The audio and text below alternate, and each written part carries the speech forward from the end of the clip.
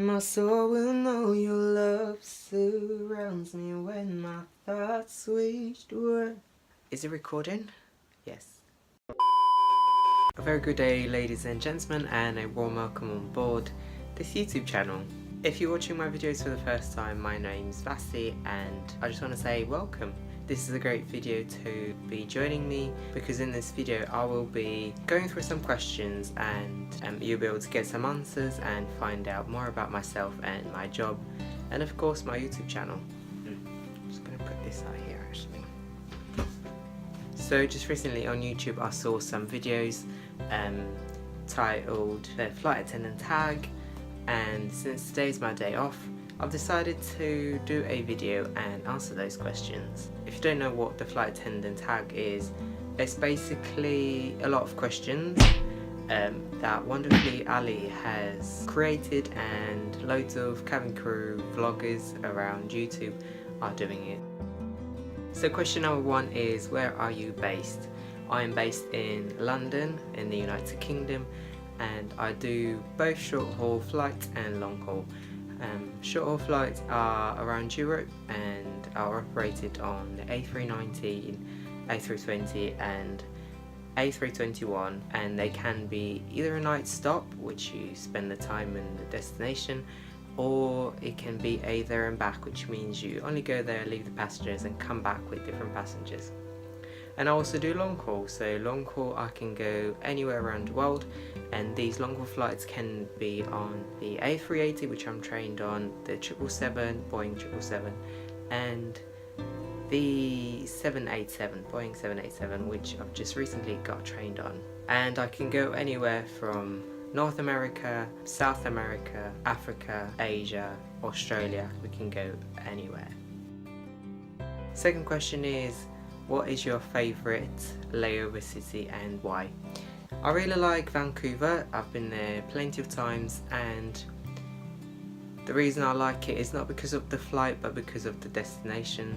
Vancouver is such a good and nice and chill destination, and there's loads to do. What I like about a city is, or a destination, is for it to have loads of things to do and not be expensive, and that's exactly what Vancouver is like.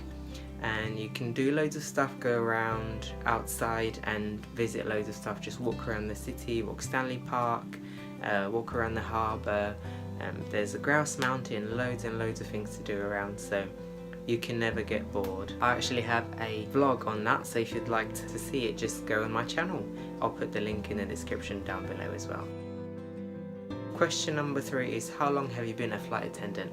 So I've actually started training in May 2017 and only started to fly in June. So since June up until now it's been almost 8 months since I've started flying, so not that long.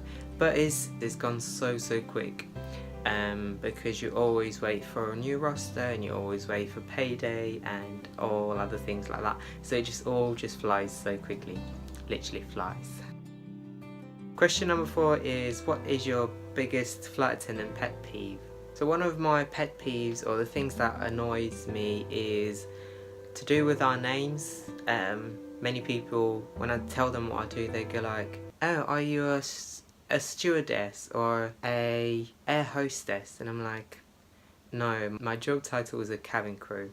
So in the United States it's called a flight attendant, but us in the United Kingdom and somewhere else around the globe I think it's called a cabin crew. That's what we do. We attend the cabin, so we're there for safety, not there for tea and coffee, although that is a plus. And when it comes to passengers, what I don't really like is when people don't know what they want.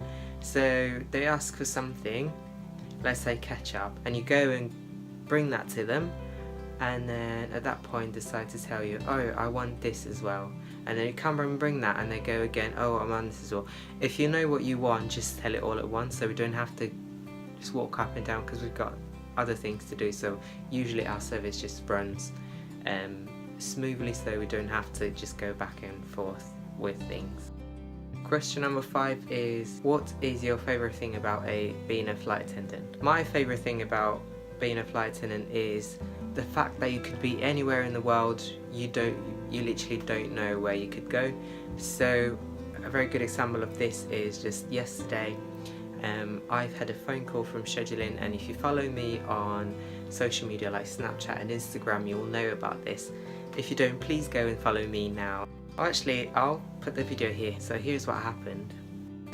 So I just had a very, very interesting phone call, and I pick up, there's this no caller ID number, and I said I didn't know who it was. And I was like, "Hi, this is Vasti, how can I help?" And she's like, "Hi, this is blah blah from scheduling."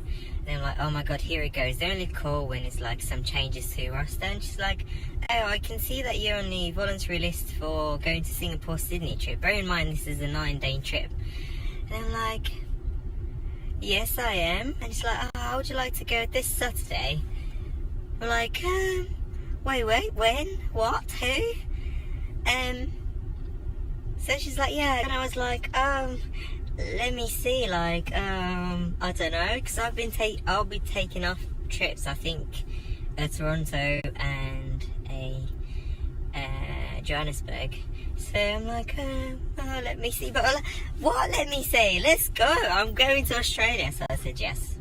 So now I'm going to Australia. So yeah, basically I got called to do a flight to Australia. So just this Saturday I'm gonna leave to Singapore, and then from Singapore go to Sydney. So it is a 9-day trip for us, and we spend a bit of time in Singapore and then go from there to Sydney, and Sydney back to Singapore, and then back to London. So all of that just goes over and over for ages. I'm a bit scared because I've never done such a long trip, and it might be tiring. There's loads of time zones. It's literally like 11 hours. So yeah, that's going to be exciting. This is what I love about my job. I can be in London today and then go somewhere else tomorrow, and then again somewhere different the next day. So just being able to travel the world so quickly and literally like not knowing where you could go is something that is adventurous. So I really like that, so I can't complain. I really love my job. Question number 6 is, what did you do before becoming a flight attendant? So before becoming a flight attendant, I was in university, and before this I was in college, or Americans would call it high school, and I was working part-time as well. So I was working in retail customer services, like at the checkout and around the store, so anything like that. I was just helping customers. Question number 7. What made you decide to become a flight attendant? Well, I wanted to do this as a gap year, so between college and university I wanted to take a year out and travel, but because I didn't have any money, this would allow me to travel the world and be paid at the same time. My plans actually got changed, so I've decided to go to uni instead of flying, and then halfway through my second year at university I've decided to interrupt and go and follow my dream job. So that's what I've done. Actually, just this month is going to be a year since I've left uni, so now I've went back and decided to carry on with my studies but work at the same time, which is probably going to be hard. It's going to be a challenge, but it's fine. My course is not very intense, it's very practical, so I can just join my lectures when and if I'm available. So yeah, that's exciting times. I'll see where it takes me, if I can just carry on throughout my third year as well, or if I'm just going to stop. I just don't know. I'm just going to take it slowly and see where it takes me. Question number 8 is, what is one product or thing that you have to have on your layovers?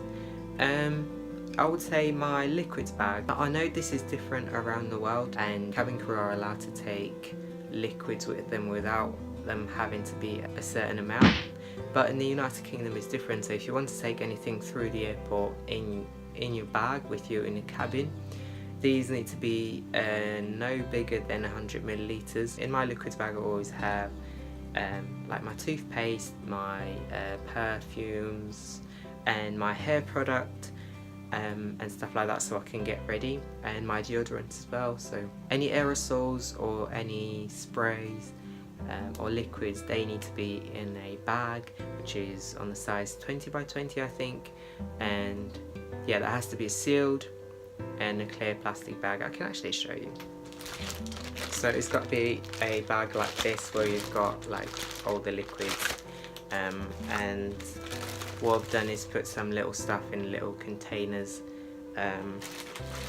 just so I can take them with me.